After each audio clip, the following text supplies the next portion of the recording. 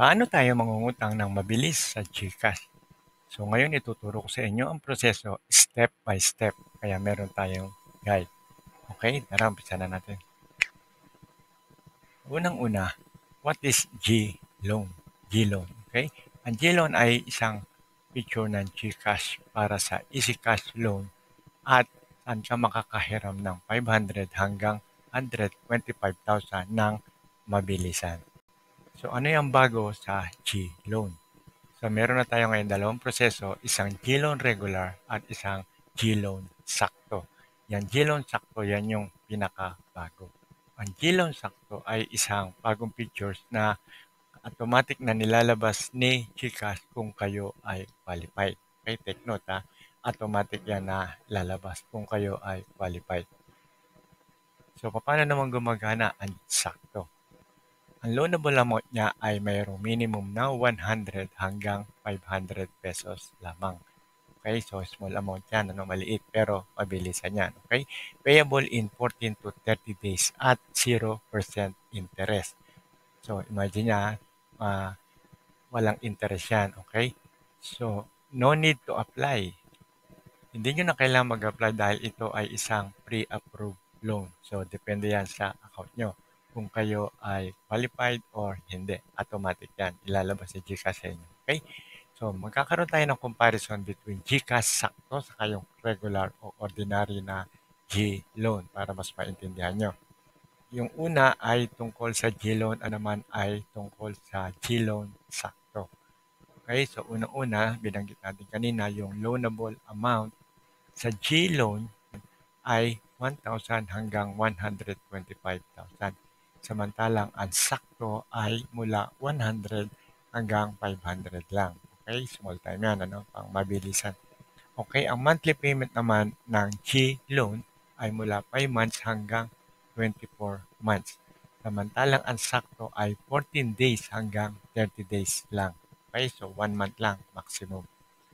At mapapansin nyo, ang G-loan ay mayroong fixed interest. Okay? Samantalang ang sakto ay wala. Okay? Yan yung pinaka-major niya. And then, lastly, yung processing fee ng G-loan ay 3%. Samantalang ang sakto ay 65 pesos lang hanggang 75 pesos. Okay? So, yun yung major na pinagkaiba nila. Ngayon, ano naman ang qualification? Qualification, unang-una ay at least 21 to 65 years old. Meron silang age limit. You must be a Filipino citizen and your GCash profile ay dapat fully verified. At dapat meron kang good credit record at hindi kayo nagkaroon ng fraudulent o mga misunderstood na transaction. Okay? Lastly, maintain a good G-score. Mamaya, sa huli, papaliwanag natin yan kung paano natin madadagdagan ng ating G-score. Okay? So, how to avail GCash sakto. Unang-una, open natin nating GCash account and punta tayo doon sa Baro. Okay?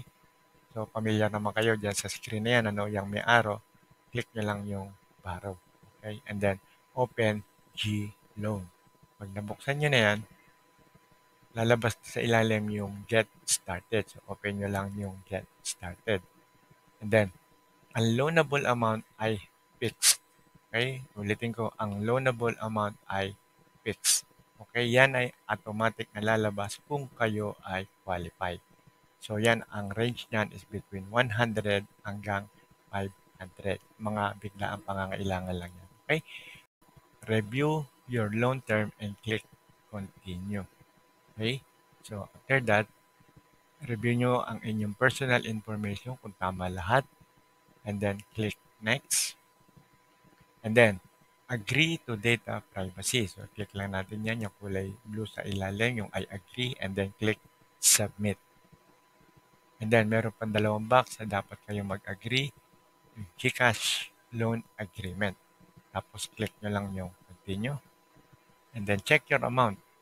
Kung magkano yung ibibigay sa inyo ni GCash. And then, click confirm.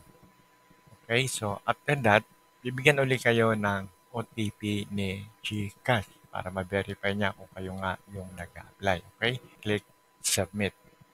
Okay, and then that's it. lalabas na kaagad yung congrats. Your loan application is successful. Okay, so after that, yung loan nyo naman ay darating sa inyong account within 24 hours. Pansinin nyo, madadagdag na yung sa inyong balance. Okay? So, note lang po, customers are only allowed to apply one G loan sakto at a time. Okay? So, meaning, kailangan tapusin nyo muna. Nag-apply kayo ngayon, tapusin nyo, bayaran nyo, saka uli kayo makakapag-apply. Okay? So, isang maganda rito, pag binayaran nyo siya ng mas maaga, ay pwede na uli kayong mag-loan. Okay? So, isa pang note, you may avail of G-loan sakto as long as you are eligible. So, eligible kayo, ano yan, dire-diretso yan. Okay? So, regardless kung meron kayong utang sa G-credit o G-gives. Okay? Regardless yan, meaning walang pakialam doon. As long as yung sakto nyo ay walang problema, dire-diretso po yan. Okay? So, paano naman tayo magbabayad ng ating GCash sakto? O, pwede natin bayaran ng advance sa pagbukas natin ng ating account. Punta lang kayo sa G-Loan dashboard at makikita nyo na doon sa inyong GCash app. Okay? Ganun lang po kasimple yan. And then, your G-Loan sakto will be due for 14 or 30 days. So, isang buwan lang ang maximum nito para mabayaran nyo. So, anytime pwede nyo siyang bayaran, wag nyo lang palalampasin yung 30 days. Otherwise, mababawasan ang inyong G-score. Isa po yan sa demerit. Okay? So, mamaya, ipapaliwanag ko po yung susunod, yung paano naman tayo magpo-boost ng G-score. Okay. Paying early boosts your chances of getting better G-score. The better your G-score, the more you can borrow at better terms. Okay? So, dito, nakasalalay lahat ang inyong loan application at makakakuha kayo ng better terms o mas magandang G-score at yung mga terms na ibibigay ni GCash. Okay, so ito na, nandito na tayo. How to boost your G-score? Marami pa rin nagtatanong sa atin nito, no? Bakit ganito raw? Meron na siyang 400, 500 o 600 na G-score. Bakit hindi pa rin sila pumapasok sa credit? Okay? So, unang-una, lahat yan nakadepende sa lahat ng mga features ng GCash. Okay?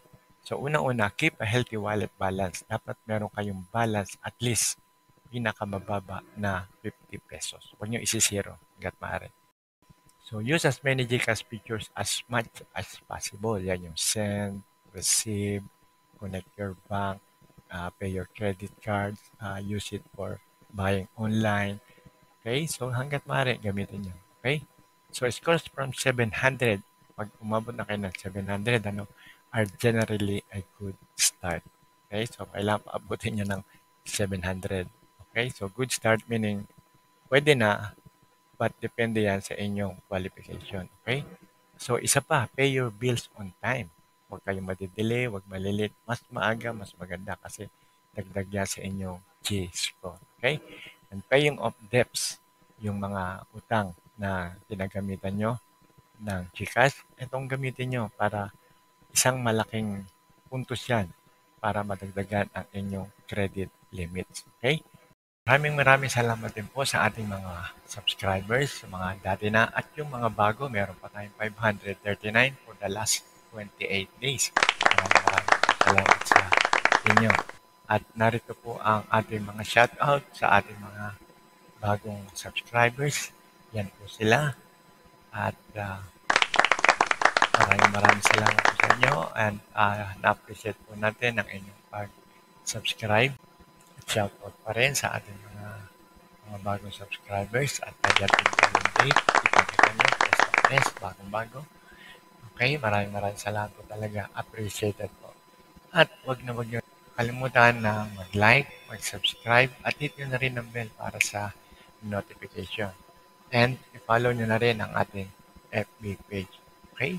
So again, maraming salamat po mula sa Promart TV at ating motto, listen, learn, apply, and earn. Thank you very much and God bless.